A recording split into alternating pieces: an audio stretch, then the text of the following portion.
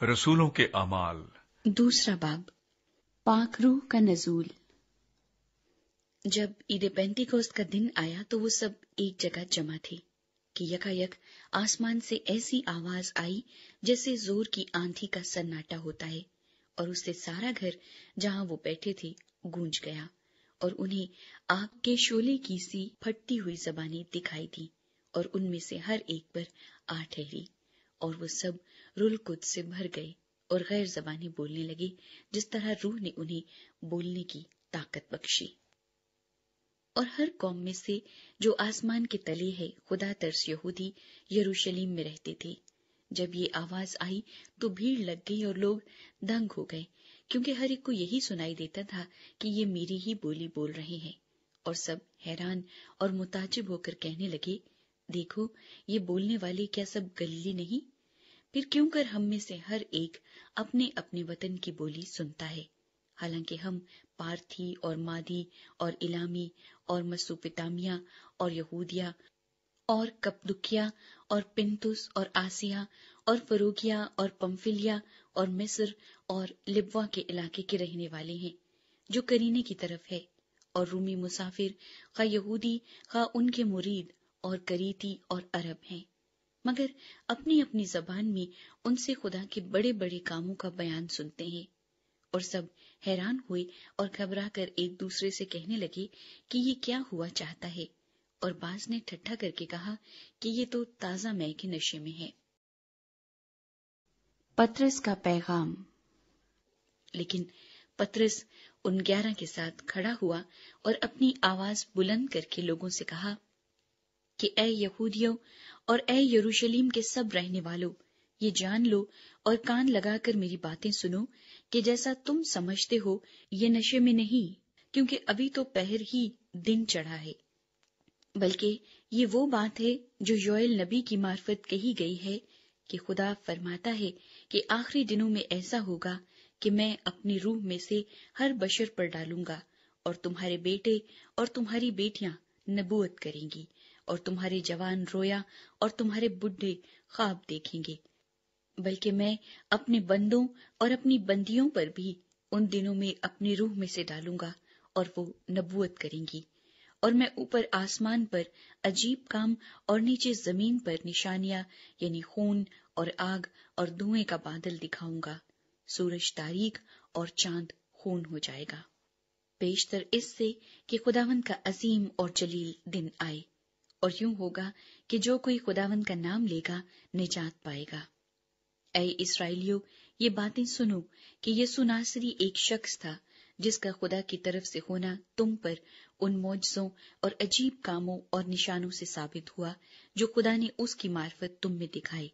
चुनाचे तुम आप ही जानते हो। जब वो खुदा के मुकर्ररा इंतजाम और इल्म साबिक के मुआफिक पकड़वाया गया तो तुमने बेशरा लोगों के हाथ से उसे मसलूब करवाकर मार डाला, लेकिन खुदा ने मौत के बंद खोलकर उसे जिलाया, क्योंकि मुमकिन न था कि वो उसके कब्जे में रहता। क्योंकि दाऊद उसके हक में कहता है कि मैं खुदावंद को हमेशा अपने सामने देखता रहा, क्योंकि वो मेरी दाहिनी तरफ है, ताकि मुझे जुम्बिश न हो। इसी सबब से मेरा दिल खुश हुआ और मेरी जबान शाद, बल्कि मेरा जिस्म भी उम्मीद में बसा रहेगा, इसलिए कि तू मेरी जान को आलमे अरवा में न छोड़ेगा और न अपने मुकद्दस को सड़ने की नौबत पहुंचने देगा। तूने मुझे जिंदगी की राहें बताई, तू मुझे अपने दीदार के बाइस खुशी से भर देगा। ऐ भाइयों, मैं कौम के बुजुर्ग दाऊद के हक में तुमसे दलेरी के साथ कह सकता हूँ कि वो मुआ और दफन भी हुआ, और उसकी कब्र आज तक हम में मौजूद है। बस नबी होकर और ये जानकर कि खुदा ने मुझसे कसम खाई है कि तेरी नस्ल से एक शख्स को तेरे तख्त पर बिठाऊंगा, उसने पेशन गोई के तौर पर मसीह के जी उठने का जिक्र किया कि न वो आलमी अरवा में छोड़ा गया, न उसके जिस्म के सड़ने की नौबत पहुंची। इसी यीशु को खुदा ने जिलाया, जिसके हम सब गवाह हैं।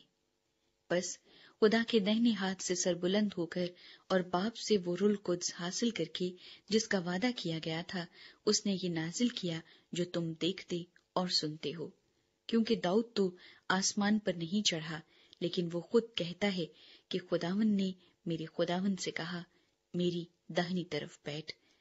جب تک میں تیرے دشمنوں کو تیرے پاؤں تلے کی چوکی نہ کر دوں۔